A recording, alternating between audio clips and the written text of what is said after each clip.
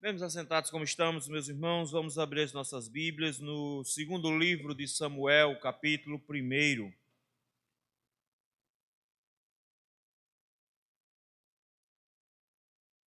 Segunda Samuel, capítulo 1, nós vamos ler do primeiro versículo ao versículo de número 16. Diz assim a Escritura: Depois da morte de Saul, voltando Davi da derrota dos amalequitas e estando já 2 dias em Ziclague, sucedeu ao terceiro dia aparecer do arraial de Saul um homem com as vestes rotas e terra sobre a cabeça, e chegando ele a Davi, inclinou-se e lançando-se em terra, perguntou-lhe Davi: De onde vens? Ele respondeu: Fugi do arraial de Israel. Disse-lhe Davi: Como foi lá isso? Conta-mo. Ele lhe respondeu: O povo fugiu da batalha, e muitos caíram e morreram, bem como Saul e Jonatas, seu filho. Disse Davi ao moço que lhe dava as novas: Como sabes tu que Saul e Jonatas, seu filho, são mortos? Então disse o moço, portador das notícias: Cheguei, por acaso, à montanha de Gilboa, e eis que Saul estava apoiado sobre a sua lança, e os carros e a cavalaria apertava com ele. Olhando ele para trás, viu-me e chamou-me. Eu disse: Eis-me aqui. Ele me perguntou: Quem és tu? Eu respondi: Sou a Amalequita. Então me disse: Arremete sobre mim e mata-me, pois me sinto vencido de cãibra, mas o tino se acha ainda todo em mim. Arremessei-me, pois, sobre ele e o matei, porque bem sabia eu que ele não viveria depois de ter caído. Tomei-lhe a coroa que trazia na cabeça e o bracelete e os trouxe aqui ao meu senhor. Então apanhou Davi as suas próprias vestes e as rasgou, e assim fizeram todos os homens que estavam com ele. Plantearam, choraram e jejuaram até a tarde por Saul e por Jonatas, seu filho, e pelo povo do Senhor, e pela casa de Israel, porque tinham caído a espada. Então perguntou Davi ao moço, portador das notícias: De onde és tu? Ele respondeu: Sou filho de um homem estrangeiro, amalequita. Davi lhe disse: Como não temeste estender a mão para matares o ungido do Senhor? Então chamou Davi a um dos moços e lhe disse: Vem, lança-te sobre esse homem. Ele o feriu de sorte que morreu. Disse-lhe Davi: O teu sangue seja sobre a tua cabeça, porque a tua própria boca testificou contra ti, dizendo: Matei o ungido do Senhor. Vamos orar?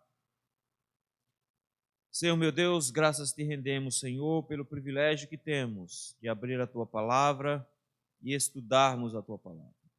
Obrigado, Senhor, por nos guardar um dia onde podemos dedicar-nos completamente ao Senhor. Um dia onde nós não temos nenhum impedimento para estarmos com o teu povo na tua casa. Senhor, dá-nos graça, Senhor, para que nesse instante o Senhor fale conosco. É no nome de Jesus que nós te rogamos. Amém.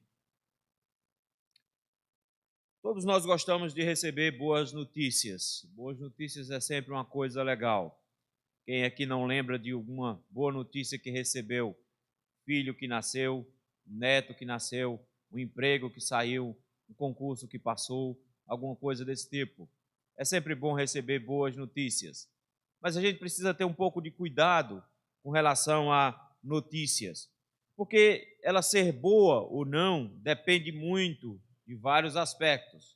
Depende de quem disse, depende de como disse, depende do que disse e assim por diante. Então nós precisamos ter noção exata, porque de repente determinadas notícias podem não ser boas notícias assim. De repente a notícia de que conseguimos um emprego pode parecer uma boa notícia, mas quando esse emprego compromete o nosso tempo de dedicação ao Senhor no domingo, por exemplo, isso pode não ser uma boa notícia. A boa notícia pode ser que uma moça, um rapaz, decidiu aceitar o nosso pedido de namoro e a gente começar a namorar com ele ou com ela, mas de repente essa pessoa ser uma pessoa ímpia, não ser uma pessoa cristã, ser uma pessoa que vai destruir a minha vida espiritual e assim por diante. Ou seja, boas notícias dependem de vários fatores para serem realmente boas. O texto que nós acabamos de ler tem uma notícia que, em tese, deveria ser boa, mas nós vamos ver que nem toda notícia que parece boa, ela é realmente boa. O que acontece nesse livro, meus irmãos, é a continuação imediata do livro anterior.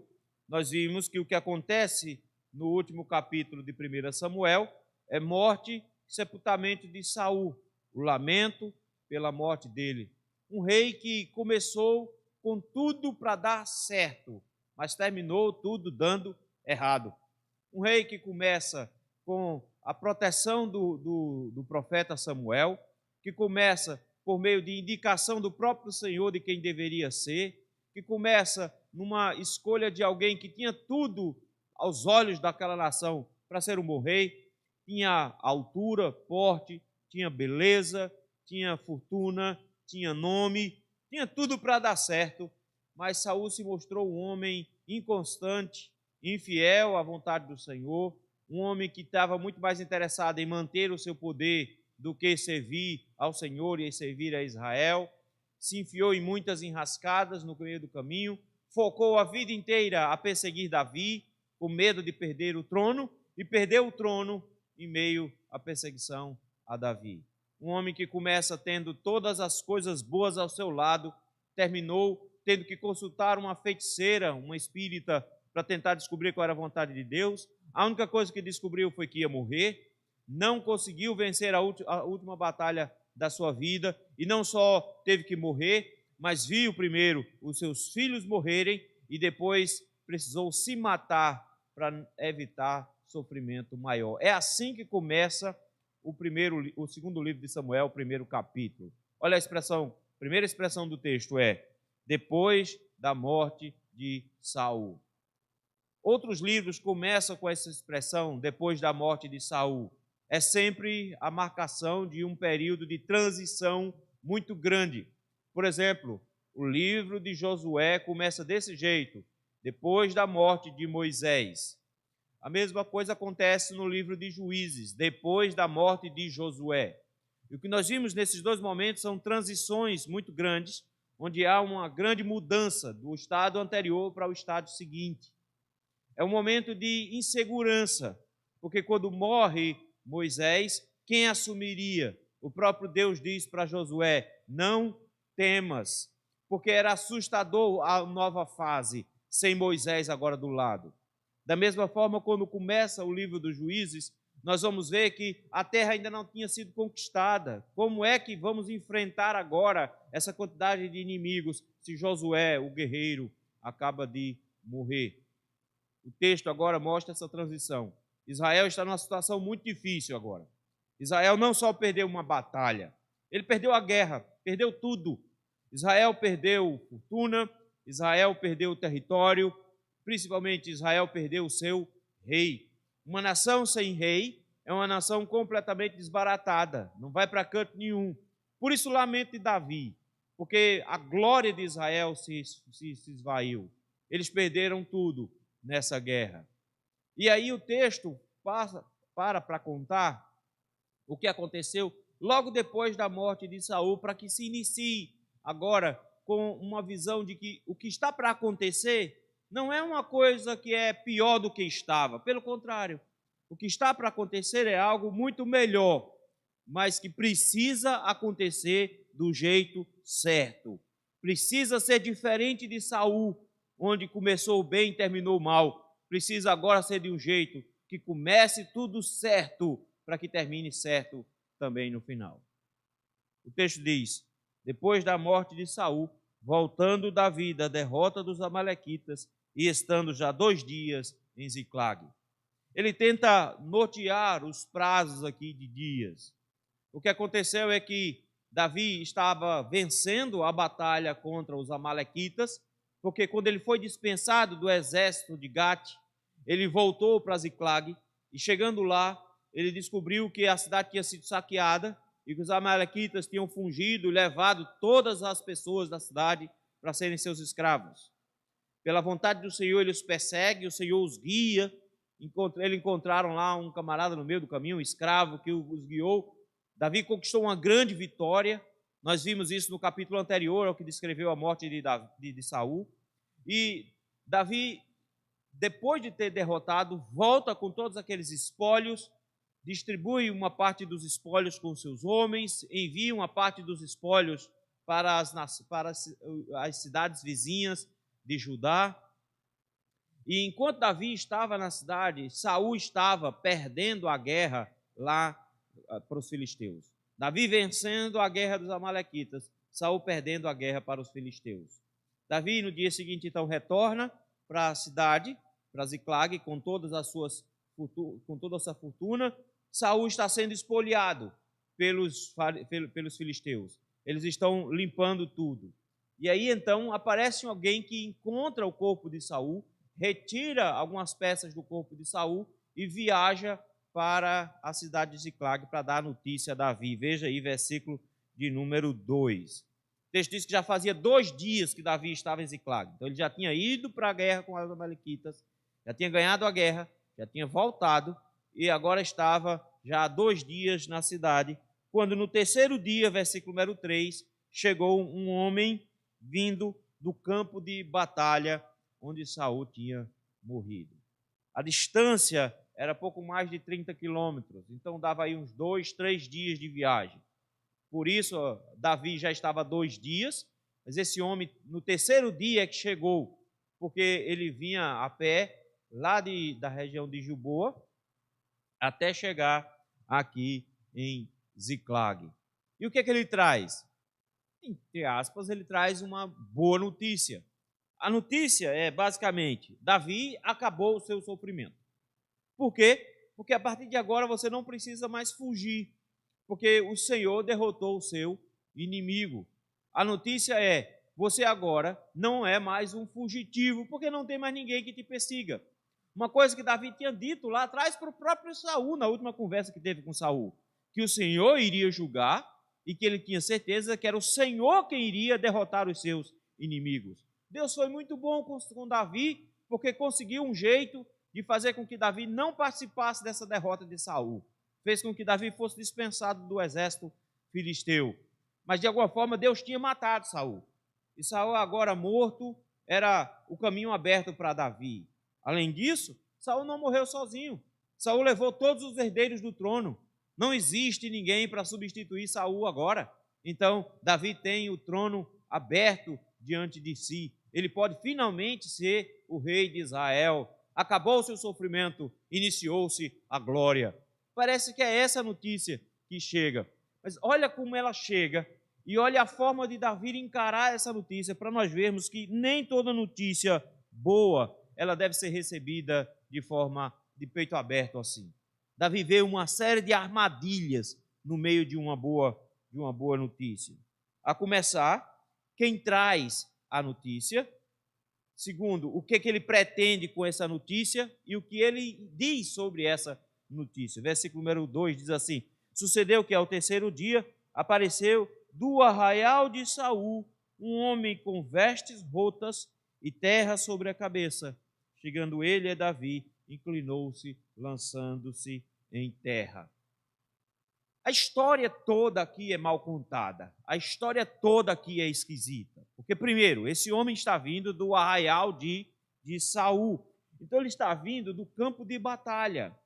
Mas ele está vindo com a cara de luto, com a cara de quem já perdeu. Por quê? Ele traz 2 sinais de tristeza. Primeiro, roupa rasgada. Ele veio com a roupa rota, rasgada. Isso era símbolo de alguém triste. Nós vamos ver Davi rasgando a roupa no versículo número 11, símbolo de tristeza. Segundo, ele tem terra sobre a cabeça. Isso era uma maneira de demonstrar tristeza. Eles assanhavam o cabelo e jogavam terra para cima.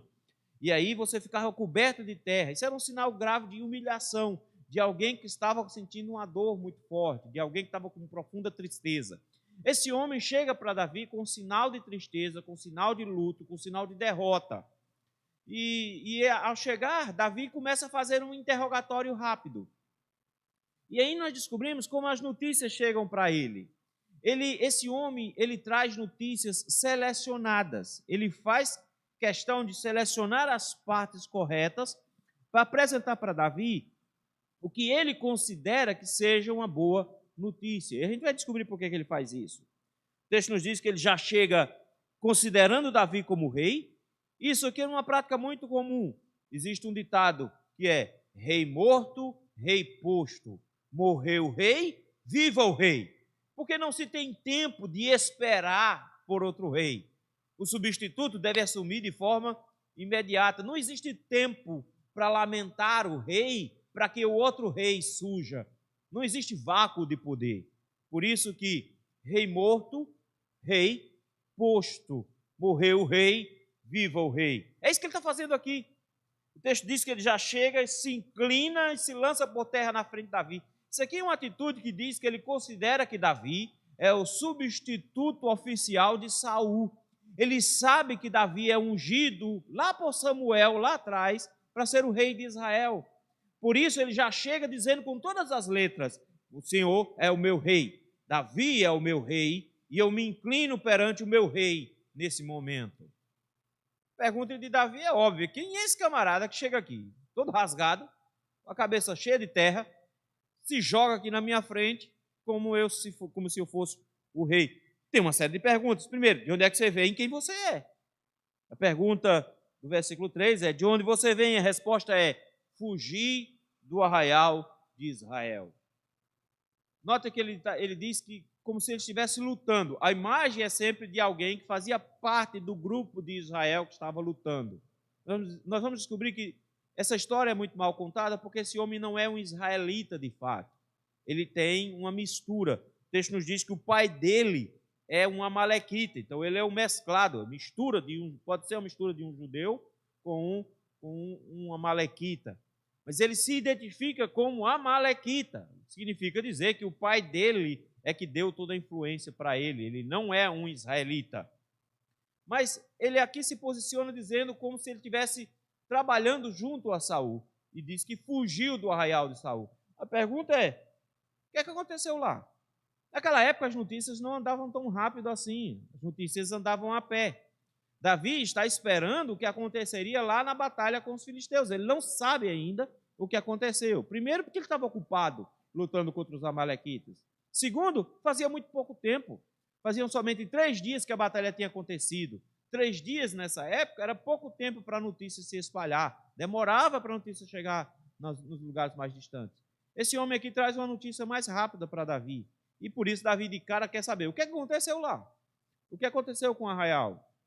Se ele está fugindo do arraial, consequentemente, a notícia não é tão boa, mas Davi quer saber detalhes. E aí ele então escolhe a dedo quais são as palavras que vai usar. Versículo número 4, ele diz assim: o povo fugiu da batalha. Primeira coisa que ele informa, diz: o exército perdeu. O exército perdeu. Segundo lugar, ele diz: muitos caíram e morreram. Ou seja, a batalha foi perdida e foi perdido feio. Não foi simplesmente que a batalha se travou e o povo fugiu. Morreu muita gente no meio desse caminho, desse processo. E aí a última notícia é: Saul e Jonatas, seu filho, morreram também nesse processo. Note que ele vai trazendo as notícias do que poderia ser o pior para o melhor. Notícia ruim. Nós perdemos. Segunda notícia ruim. Perdemos e foi muita gente que morreu. Mas tem uma notícia que dá para aliviar no meio do caminho. Tanto o rei como o substituto direto do rei morreram. O rei morreu e o seu substituto direto, Jonatas, morreu também. A informação é que Davi agora tem um caminho aberto para ser rei. Por isso mesmo, o texto diz que, a partir do versículo seguinte, que Davi quer constatar como as coisas aconteceram. Mas nesse momento, esse homem vê uma oportunidade de lucrar e Davi vê uma oportunidade de entender o que está acontecendo.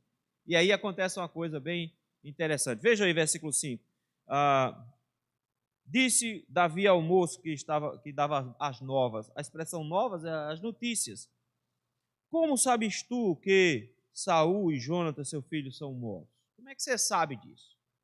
No meio de uma batalha, as coisas são muito confusas. Hoje, existem comunicadores, então a guerra fica muito mais fácil. É possível se comunicar com pessoas à distância e se organizar muito melhor. Naquela época, não. Era uma loucura, era um tumulto. E aí você não sabia muito bem como as coisas aconteciam. E aí a pergunta é, como é que você sabe? Ele podia dizer, não, eu ouvi dizer. Ouvi dizer não fazia diferença nenhuma. Podia ser uma conversa. Mas agora nós descobrimos que, a partir de agora, esse homem vai ser chamado de o portador das notícias, versículo 6. Ele é aquele que traz a notícia. E como portador da notícia, ele tem informações de primeira mão. Não é uma coisa que ele ouviu falar. Eu ouvi dizer que Saul morreu. E aí ele inventa uma história. Por quê? Porque essa mesma história aqui, da morte de Saul, é contada em 3 lugares. Primeiro, é contado em 1 Samuel 31. Nós já estudamos esse texto. Depois, é contado também em 1 Crônicas, capítulo número 10. Essa história é recontada aqui. E o que acontece aqui é que ele vai contar a história de novo, mas ele conta a história de uma maneira estranha. Ele conta a história de uma maneira bem diferente. Notem, ele tem detalhes de como as coisas aconteceram, o que provavelmente faz significar que ele estava perto na hora que aconteceu. Ele estava próximo a Saul na hora que Saul morreu. E ele ouviu um pouco da história. O que ele estava fazendo lá no meio, a gente não sabe ao certo. Mas ele não conta a história do jeito que aconteceu. Por que a gente sabe disso? Porque os outros 2 relatos, de 1 Samuel 31 e 1 Crônicas, capítulo 10, dizem o oposto disso. Dizem uma coisa diferente disso. Porque o que ele está tentando fazer aqui? Ele está tentando, de alguma maneira, conseguir o favor de Davi. Ele quer se tornar um homem importante. O próprio Davi vai reconhecer isso nos capítulos posteriores, lá no capítulo de número 10. Davi vai dizer que esse homem que se aproximou de Davi, estava, na verdade, querendo que Davi o valorizasse. Estava querendo, mentindo, dizendo para Davi uma coisa, que Davi gostasse do que ouviu, se sentisse grato. Porque ele fez 2 coisas para Davi aqui. Veja o que ele diz que fez para Davi. O texto diz assim: cheguei por acaso ao Monte Giboa. Como assim ele estava lá por acaso? Como é que quem chega por acaso no lugar certo? Assim, desse jeito. Ele diz, por acaso eu cheguei no Monte Gilboa e Saul estava apoiado sobre a sua lança. A ideia é que Saul está muito cansado, é tanto que o texto vai dizer que Saul está com cãibras, e realmente Saul estava com cãibras, ele realmente estava bem agoniado por causa da situação que os homens estavam para matá-lo. Versículo número 3 e número 4 do 31 diz que Saul muito temeu, porque os flecheiros o avistaram, e ele então pede para o escudeiro para que ele seja atravessado pela espada, e o escudeiro não quis. Ele diz aqui, Saul estava cansado, então estava apoiado na lança. Ou ele está dizendo que Saul estava tentando enfiar nele a lança, então se apoiando na lança. Mas Saul estava com a roupa de guerra. Isso dificultava um pouco esse tipo de movimento. Ele diz, não, eu encontrei lá e ele estava lá apoiado sobre a lança e os carros e os cavalos estavam encostando. Como é que carro e cavalo encosta numa montanha? Porque no capítulo 31 diz que Saul estava sendo acochado pelos flecheiros. Saul estava com medo de flecha. Ele diz aqui que eram os carros que estavam encostando. No monte, não tem como os carros subirem o monte assim para ir atrás de Saul. Mas tudo bem, vamos fingir aqui que ele está falando a verdade. E ele diz assim, e quando ele olhou para trás, ele me viu e me chamou, e eu disse, eis-me aqui, e ele me perguntou quem eu sou, e aí vem a frase que é importante aqui. Ele diz assim, eu respondi, sou amalequita. Esse homem é um amalequita. Os amalequitas eram aqueles que Deus tinha dito que Saul deveria matar todos, que Saul deveria invadir, matar todo mundo, inclusive os animais, não era para sobrar ninguém. E Saul não matou, pelo contrário, matou alguns, trouxe o rei, trouxe os animais, e foi o primeiro motivo pelo qual Deus rejeitou a Saul. Saul não matou os amalequitas, e a primeira ordem de Deus para Saul foi: mate os amalequitas, e ele não matou. E agora nós descobrimos que tem um amalequita aqui, que esse homem é um amalequita, e ele se apresenta a Saul como um amalequita, e Saul pede um favor para ele. Saul diz assim: arremate sobre mim e me mate, pois eu me sinto vencido de cãibras, mas o tino se acha ainda todo em mim. Qual é a ideia? É que eu não estou louco, eu não estou doido, eu sei o que estou fazendo, mas eu tenho convicção de que a situação da batalha se tornou impossível. Ele diz: eu estou vencido de cãibra. Então, quando a pessoa corria muito, consequentemente ficava com cãibras. Provavelmente foi isso que aconteceu. Ele diz: eu estou com cãibras, estou com muitas dores, não tenho mais como guerrear, não tenho mais como vencer, mas eu ainda estou consciente. Então, se ele tivesse inconsciente no chão, estava tranquilo, mas ele estava com um tino ainda em dia. E ele pede então que ele o mate, me mate. E aí o amalequita quer fazer fita com Davi e diz: e eu arremessei-me contra ele e o matei. Eu matei. Por que ele disse isso? Porque os dois textos nos dizem que Saul se matou, porque ele pediu para o escudeiro não teve coragem de matá-lo, e que Saul pegou a espada e se deitou sobre a espada, de forma que ele morreu. Ele se matou. Os dois outros relatos, ele se matou. Por que ele disse que ele que matou? Não, fui lá e matei. É como que dizendo: está vendo, Davi? Você está de frente daquele que te livrou de Saul. Você está na frente daquele que te resolveu um problema. De nada. Você me agradece depois. Eu matei Saul. Acabou o problema. Afinal de contas, tem até uma boa explicação. Final do versículo 10. Ele ia morrer de todo jeito. Ele diz: eu sabia que ele não viveria depois de ter caído. A palavra cair aqui aparece um monte de vezes nesse capítulo, várias vezes. É para mostrar que a derrota foi grande, houve uma queda aqui. Saul caiu. Mas por mão de quem? Por mão do amalequita. Fui eu. Ele já estava no chão, estava derrotado. Mas quem terminou o negócio fui eu. Eu resolvi a parada. Então, em primeiro lugar, Davi, de nada, pode agradecer mesmo, porque eu resolvi o seu problema, eu matei Saul e você agora está livre. Segunda coisa que ele fez, diz: eu vim coroar você. Veja aí, tomei a coroa que trazia sobre a cabeça, eles colocavam a coroa junto com um capacete, e essa era a marca de que ele era o rei. Interessante, porque Saul nem numa batalha larga a coroa. Trouxe também um bracelete que ele tinha, que era o sinal também da realeza. Ele pegou os dois sinais da realeza de Saul. Significa dizer que ele realmente estava perto de Saul quando Saul se matou. Ele provavelmente ouviu a conversa e viu o pedido de Saul para o escudeiro, mas ele inventou a história de que tinha matado Saul porque ele queria ficar com a vantagem da vitória. Foi ele que trouxe a vitória, mas agora ele diz: eu trouxe para você, Davi, a coroa e o bracelete. É como que dizendo: eu destronei Saul e eu estou entronizando você. Eu estou trazendo para você a coroa. Mas que interessante, porque Davi podia pensar agora: providência divina, né? Como Deus é bom. Deus matou Saul com o próprio amalequita que ele poupou. Bem feito, está vendo? Castigo de Deus. Segundo, está vendo como é que termina a vida de um homem que não teme ao Senhor? Precisou que um ímpio, que um incircunciso matasse, para ele não sofrer mais. Está vendo como termina a vida de um homem sem Deus, que em sofrimento? Terceiro, está vendo como Deus faz as coisas? Saul não queria me passar a coroa veio para mim sozinha.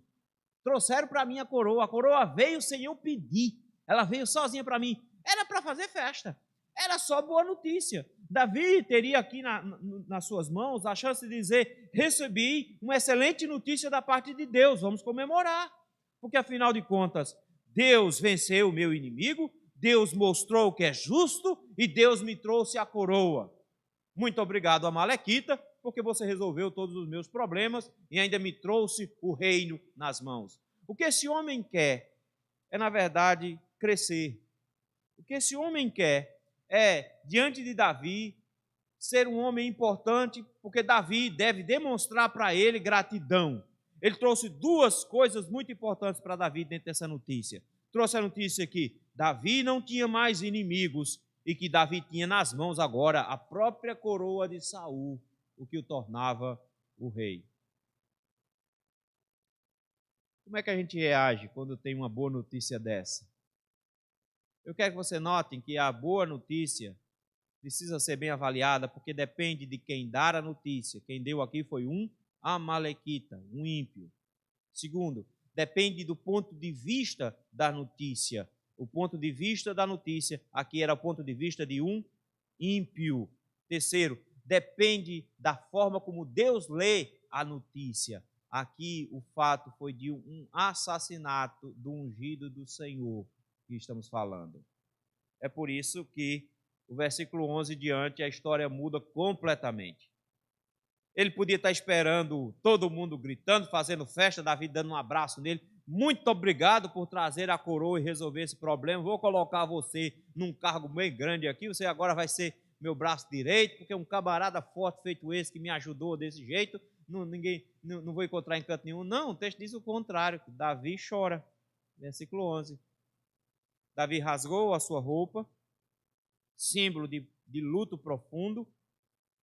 Quando ele rasgou a roupa, todos os homens que estavam com ele rasgaram junto a roupa também, porque o que eles entenderam? A notícia não era boa. A notícia era ruim. Não era uma boa notícia. Parecia ser uma boa notícia, mas a notícia era ruim. A notícia tinha tudo de errado nela. Não deu certo. Deu tudo errado. Por isso mesmo o texto nos diz que ele e os seus homens, Davi e os seus homens, todos rasgaram a roupa e prantearam, versículo 12, e choraram, versículo 12, e jejuaram. 3 verbos para dizer o que eles fizeram. Foi choro constante, choro seguido de jejum, e foi um dia de choro até o final da tarde. Isso aqui era sinal de que o luto era importante. Davi está vivenciando um luto de um dia até terminar a tarde. E por que ele está chorando? Por que eles estão lamentando? A notícia não era boa? O cara não trouxe uma notícia legal? Por que Davi não está agradecendo a Deus, louvando a Deus, porque Deus fez tudo isso por ele? Davi diz, é porque só temos motivos para chorar, porque a notícia não era boa. Primeiro, eles choraram e jejuaram até a tarde por Saul, em primeiro lugar. Notaram aqui? Davi nunca considerou Saul seu inimigo, mesmo que Saul tenha sido a vida inteira inimigo de Davi. Davi nunca se levantou contra Saul para dizer que Saul era seu inimigo. Pelo contrário, chamou de pai em uma ocasião. Ele diz, nós precisamos chorar porque Saul morreu. É pelo rei de Israel que ele está chorando? Não, não é pelo rei de Israel. É pelo homem Saul. Ele está chorando porque Saul morreu. Em seguida, Jonatas morreu. O amigo dele. O amigo que ele ama profundamente. Nós vamos ver a semana que vem. Um amigo que ele tinha interesse que fosse o segundo no reino. O seu vice-rei. Era isso que Davi queria para Jonatas. E ele agora descobriu que Jonatas, um homem fiel a ele, tinha morrido também. Terceiro motivo do choro, ele diz, o povo do Senhor. Porque o que aconteceu? O povo perdeu uma guerra, morreu muita gente. Ele está chorando porque houve um morticínio, morreram muitos israelitas, irmãos dele, morreu muita gente. Por que o amalequita não sente isso? Porque ele é amalequita, ele não é um israelita, ele só vê as vantagens que ele pode adquirir, ele só vê as vantagens que ele pode conseguir com essa notícia. Davi escuta a notícia e diz: morreu meus irmãos, morreram meus irmãos, eu não morri, ele não foi uma pessoa, meus inimigos, morreram meus irmãos. Terceiro, caiu o reinado. Aliás, quarto, caiu o reinado. Por quê? Morreu Saul, morreu Jonatas, o povo perdeu uma batalha e morreu muita gente. E caiu a casa de Israel. A casa de Israel era o reinado caiu. Caiu o rei, caiu a casa do rei. Israel está sem rei. Israel está perdido. Ele vê a situação de Israel nesse momento. É isso que faz com que a notícia não seja boa. Porque Davi não tem interesses particulares. Porque se Davi estivesse enfrentando a notícia, encarando a notícia pela perspectiva egoísta, ele diria: foi só boa notícia.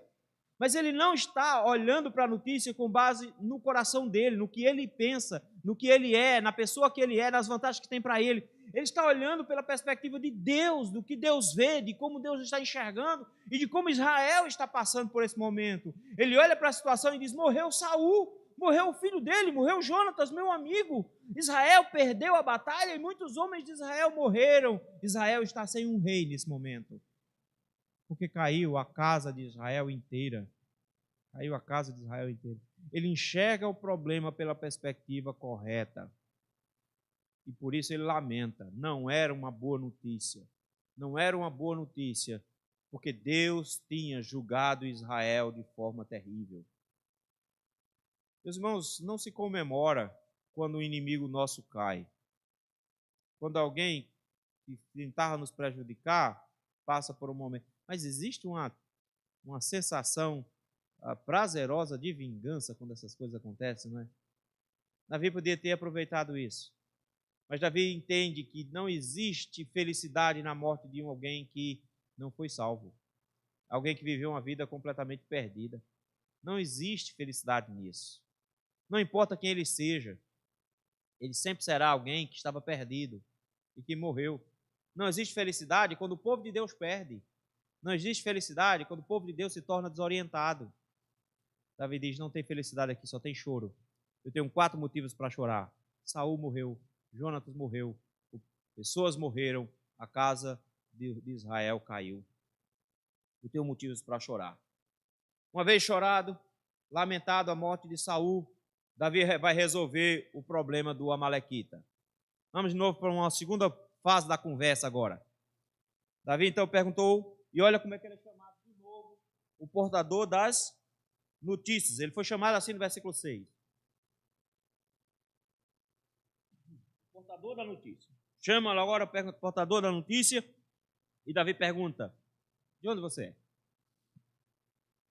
Ele já tinha dito, versículo número 8, quando ele contou a história. Ele diz: eu disse para Saul que eu era um amalequita. Ele agora dá uma arrumada na história. Porque quando Davi pergunta de onde você é, ele diz: não, eu sou meio amalequita. Na verdade, eu sou filho de um homem estrangeiro, um amalequita. Por que Davi está perguntando isso? Porque como é que um homem que estava no arraial de Israel não sabe, não tem noção da gravidade do que fez? Como um homem que está dentro da batalha contra os filisteus, ao lado de Saul, não tem noção do que fez? Acha que o que fez foi uma coisa boa? Como alguém que estava lutando ao lado de Saul, ou pelo menos estava próximo a ele no momento final, não notou que isso não era uma boa notícia, que isso era uma má notícia? Como é que ele não notou? A resposta é óbvia. Ele era um amalequita. Ele era um amalequita. É interessante porque quando Saul foi ungido rei, Deus disse: mate os amalequitas. E foi pela boca de um amalequita que Davi ficou sabendo que Saul tinha morrido. Saul não matou um amalequita para um amalequita contar a história de que ele morreu. Esse homem achava que ia ser honrado, que ia ser presenteado. Só que, versículo de número 14, Davi mostra como o que ele fez é terrível. Ele não tinha se tocado disso. Davi faz uma pergunta bem simples. Como é que você não ficou com medo de Deus quando você resolveu matar o ungido do Senhor? Esse homem não tinha o temor do Senhor. Porque Davi já tinha tido 2 chances excelentes de matar Saul. Na primeira chance, os homens ficaram lá dizendo, vai, mata ele. Mata. Olha a chance agora, mata Saul. Saul, coitado, lá dentro da caverna, todo com a barriga desmantelada, nem estava notando o que estava acontecendo. Era só Saul chegar e matar, Davi chegar e matar Saul. E Davi pega um pedaço da roupa de Saul, mas fica com o coração temeroso, porque ele diz, eu não posso matar o ungido do Senhor. No segundo momento está Saul dormindo, está todo mundo dormindo, Davi pega a lança de Saul, sai de perto dele, mas o rapaz que vinha com Davi diz, vamos matar, eu não preciso o senhor matar não, eu mesmo mato, o senhor não precisa matar não, eu vou lá e mato, dou um golpe só, ele vai saber nem o que o atingiu, ele já morreu. Davi diz, não, gente, nós não podemos nos lançar contra o ungido do Senhor. Davi nunca quis matar Saul, porque ele temia a Deus. Qual é o diagnóstico de Davi? Você não teme a Deus, amalequita. Você não teme a Deus. Por que você se lançou contra o ungido do Senhor? Você não teme a Deus. O que você fez não foi uma coisa boa. Não, você não me livrou de Saul. Não, você não me coroou rei. Porque não interessa se a coroa veio até mim. A coroa veio até Davi quando Samuel ungiu o rei. E ele nem foi atrás da coroa. Eles que mandaram chamar Davi lá do campo das ovelhas. É o Senhor que deveria livrar Davi de Saul, e não uma amalequita. Você entendeu tudo errado, amalequita. A notícia não era boa. A notícia era ruim. E por isso mesmo a notícia para você vai ser ruim também. E aí vem um negócio aqui. Cuidado quando você mente. Principalmente quando você mente tentando arranjar alguma vantagem. Porque pode ser que a vantagem para um mentiroso se volte contra ele. Porque se ele tivesse chegado a dizer, olha, Saul se matou e eu vi, é possível que Davi tivesse deixado ele ir embora. Ele só trouxe uma notícia. Mas não, ele quis tirar uma vantagem, inventou um negocinho aqui no meio, fui eu que matei, Davi, olha, de nada. Está tudo resolvido. Davi disse, muito bem. Por que você não temeu o Senhor? Daí, versículo número 15, ele diz que chamou um moço que estava com ele, um dos homens dele, e deu uma ordem bem simples. Mate. Como pode isso, não é? Olha a facilidade, o texto diz, vá lá, lance-te sobre esse homem e o fira. E o rapaz não teve nem dúvida, foi para cima do amalequita, deu um golpe só, e o texto diz que foi o suficiente para esse camarada morrer. Como é que Davi faz um negócio desse? O cara trouxe uma notícia boa, né? E o pessoal diz que o portador da notícia não merece pancada. Parece que Davi não conhecia o ditado, não. O portador da notícia tomou uma pancada. Não. Ele não está morrendo porque trouxe uma notícia. Ele está morrendo porque ele é o assassino de Saul. Ele é o assassino de Saul. Ele não temeu a Deus. E aí sabe o que é bonito nisso? É que como é que Davi começa o seu primeiro dia como rei de Israel? Ele começa matando amalequitas.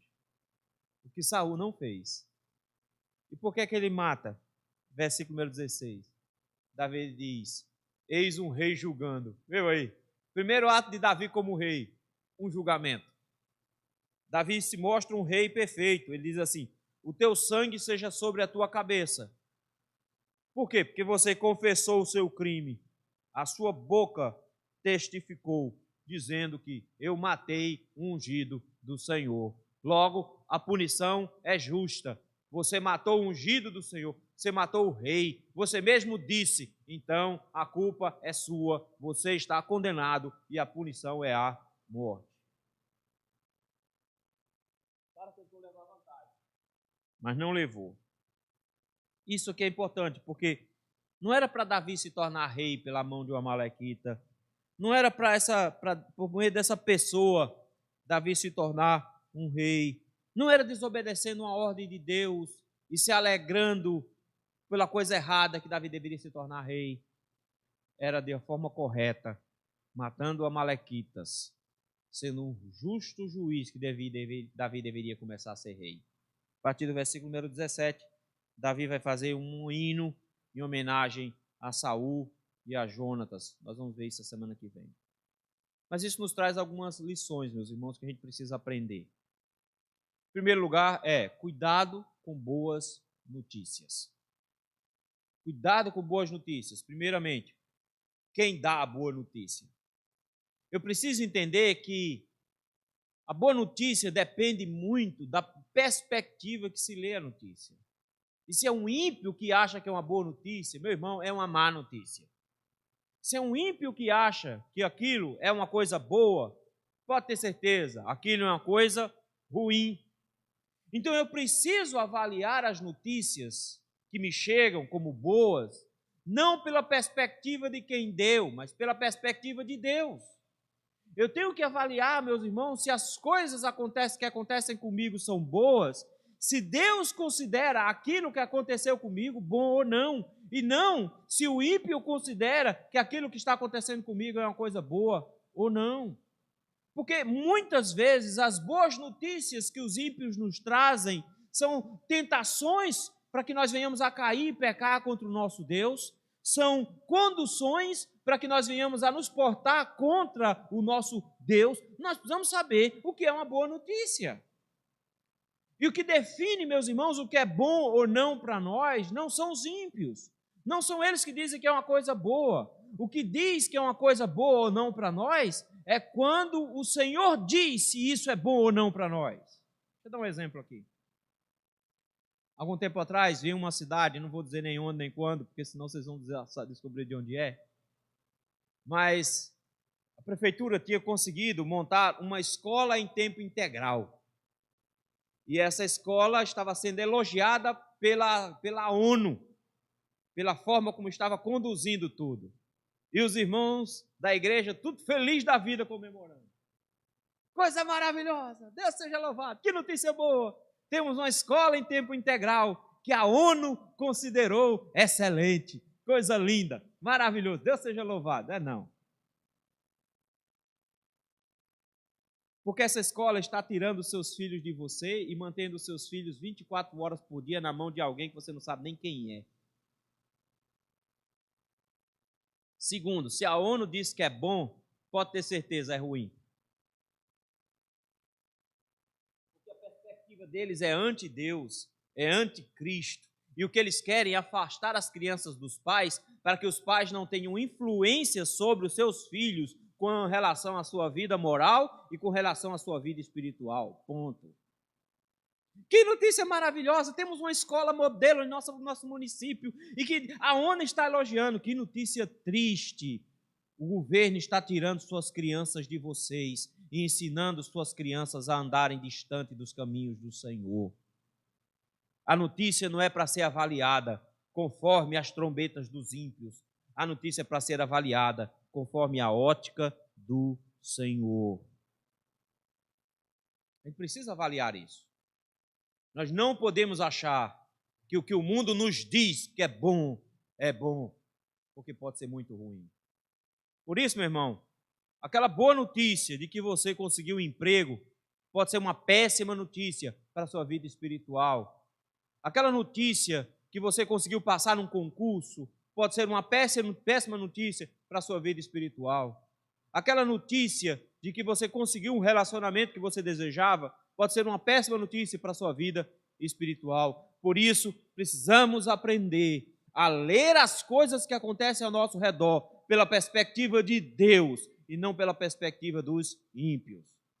Porque quando nós fazemos a leitura pela perspectiva dos ímpios, nós podemos achar que uma coisa é boa, quando na verdade uma coisa era muito, muito má. Além disso, meus irmãos, nós precisamos ter cuidado com a forma como nós manipulamos as notícias.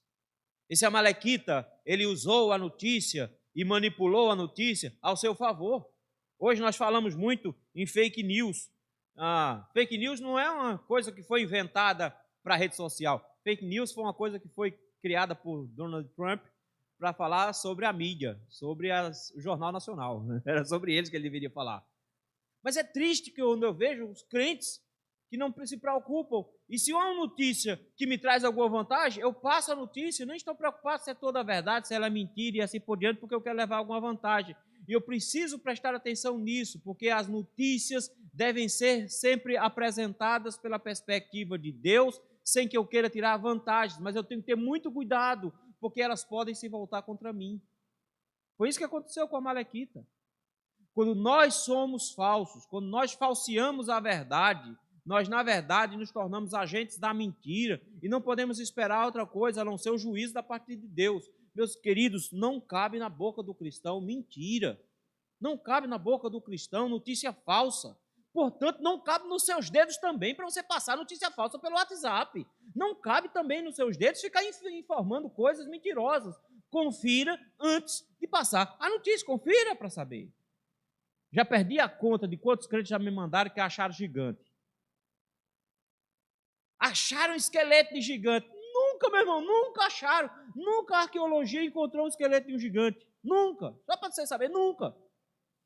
Mas já perdi a conta de quantos crentes já me mandaram notícia assim. De que descobriram finalmente um achado especial que confirma a Bíblia. E eu quero saber de achado que confirma a Bíblia. Eu creio primeiro na Bíblia. O achado, se vier, é ótimo. Mas se não vier, não estou nem ligando. Porque o que a Bíblia disse é que a Bíblia disse. Acabou. Por que você precisa espalhar uma notícia falsa? Nós não precisamos disso. Nós temos que ter cuidado com a mentira. O próprio Jesus nos ensinou isso, Mateus capítulo 5. Ele disse que vocês estão ensinados a jurar o tempo inteiro. Jura por tudo. Vocês acham que tem que jurar para que as pessoas acreditem em vocês? Deixa eu dizer uma coisa para vocês. Qualquer juramento que vocês fizerem está diante de Deus. E Deus vai punir vocês se vocês quebrarem o juramento. Agora deixa eu dizer uma coisa para vocês. A sua palavra deveria ser única. Se o crente dissesse que era sim, tinha que ser sim. Se o crente disser que é não. Ele dizia, o que passa disso? É mais ou menos. É não, é do maligno, é de Satanás. Você se tornou filho de Satanás, porque Satanás é o pai da mentira, porque ele mente desde o princípio. Nós não podemos achar que dar notícias falsas é uma coisa vantajosa para os crentes. Pelo contrário, é levantar-nos contra Deus. Por isso, cuidado quando a notícia parece boa e você quer repassar. Porque, na verdade, pode ser que seja uma notícia falsa e você esteja incorrendo em mentira. É perigoso mentir, meus irmãos. Nós temos um casal que mente para o Espírito Santo e é morto diante dos pés de Pedro. Mentir não é uma coisa tão simples assim. Precisamos ter cuidado quando nós passamos notícias que são mentirosas, porque isso pode cair sobre a nossa cabeça. O crente, se disser que é, deve ser, mas se disser que não é, não é. Mas a gente gosta de inventar umas histórias, né? Olha como a gente é mentiroso. A gente encontra com a pessoa, até fica felizinho quando encontrou a pessoa, mas a gente não quer encontrar essa pessoa de novo. A gente não está necessariamente interessado em se encontrar com ela. A gente faz, vamos marcar? Vamos marcar. Qualquer hora dessa a gente se marca. Quando a gente diz, em brasileiro, quando diz vamos marcar, sabe o que a gente está dizendo? Eu não vou marcar nada, eu não quero sair com você. Mas a gente não, vamos marcar? Vamos marcar. A gente se vê. Quando a gente não quer dizer para o camarada lá, do vendedor, coitado, que está tentando te vender um sapato, você não quer comprar o sapato dele, o que é que você diz? Não, eu vou dar uma voltinha e passa aqui depois. Passa nada. Pior tristeza do mundo é que você vai ter que rodar o shopping todinho com o sapato que você comprou na outra loja, tentando evitar a porta daquela loja que você disse que ia voltar. Que você mentiu para o vendedor dizendo que ia voltar. Nós mentimos. E como é triste quando nós mentimos. Porque na boca de um crente só deveria sair a verdade do Evangelho. E nós dizemos que pode sair mentira e verdade ao mesmo tempo, não é? Nós temos que ter cuidado com a mentira. Salomão diz uma coisa muito importante, que como há um homem que espalha brasa, é aquele que mente para o irmão e diz que foi brincadeira. Não tem 1º de abril, não. Para o crente, não. Porque não existe mentira de brincadeira. Existe a mentira que quebrou a lei do Senhor. Por isso, cuidado quando a notícia é falsa e você se torna portador dela. Porque o Amalequita não se deu bem nesse processo. Irmãos, às vezes a gente recebe notícias. Às vezes parece que a notícia é boa. Nós aprendemos duas lições hoje. Primeiro, a notícia só é boa se Deus disser que é boa. Então avalie as notícias que você recebe a partir da ótica de Deus e não a partir da ótica dos ímpios. Segundo, não passe notícia falsa para frente. Não informe o errado. Essas consequências são terríveis para a igreja e para você mesmo. Por isso, tome cuidado com a mentira, porque ela tem perna curta e pescoço curto também. O camarada morreu. Então, cuidado com a notícia, porque nós pecamos contra o Senhor quando nós espalhamos notícias falsas. Vamos orar? Meu Deus, tem misericórdia de nós, Senhor, dá-nos graça, porque às vezes o mundo fica dizendo que tem uma boa notícia a nos dar, quando somos nós que temos uma boa notícia para dar para eles. Eles não querem a nossa boa notícia, eles não querem o nosso evangelho. Mas às vezes eles tentam nos dizer que determinadas coisas são boas quando não são. Por isso, meu Deus, dá-nos graça para que venhamos a discernir o que o mundo tenta nos dizer que é bom, para que nós só consideremos coisa boa se vier do Senhor. Se o Senhor disser que é bom. Por isso, meu Deus, dá-nos discernimento para entendermos o que é uma boa notícia e o que não é. Em segundo lugar, Senhor, ajuda-nos a discernirmos também, para que tenhamos, Pai, capacidade de não espalharmos má notícia, porque nós somos portadores de uma boa notícia, uma notícia de verdade. Mas quando nós espalhamos notícias falsas, nós estamos, na verdade, trabalhando contra a pregação do Teu Evangelho. Tem misericórdia de nós, Senhor. Livra a nossa língua da mentira. Não permita, Senhor, que por educação, por medo dos homens, pela vontade de não ofender ninguém, sejamos pessoas que mentem. Mas permita, Senhor, que nossa boca seja sempre uma boca verdadeira, para que da nossa boca saia a notícia boa, verdadeira, a notícia do Teu Evangelho. É no nome de Jesus que nós te rogamos. Amém.